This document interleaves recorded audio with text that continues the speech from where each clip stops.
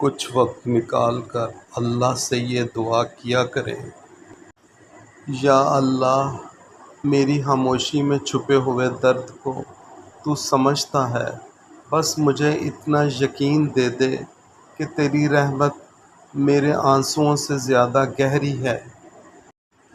یا اللہ، میری ہر اس دعا کو قبول فرما جو صرف تیرے لیے تھی، جو میں نے دنیا سے چھپا کر راتوں میں رو رو کر مانگی تھی۔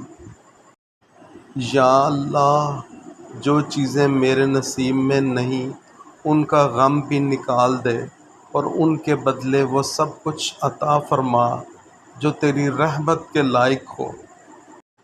یا اللہ، میری زندگی کا ہر صفحہ ایسا لکھ دے کہ جب میں پیچھے مڑ کر دیکھوں تو صرف تیرا کرم نظر آئے اور میرا دل صرف الحمدللہ کہے۔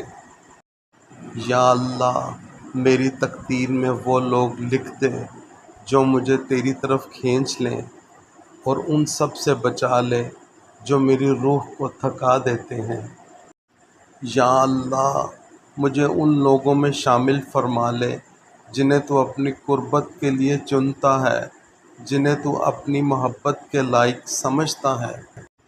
شیئر کرو، کیونکہ رسول اللہ صلی اللہ علیہ وآلہ وسلم نے فرمایا، جو کسی کو ہدایت کی طرف بلاتا ہے اسے وہی اجر ملتا ہے جو اس راستے پر چلنے والوں کو ملتا ہے، بغیر اس کے اجر میں کچھ کمی کیے۔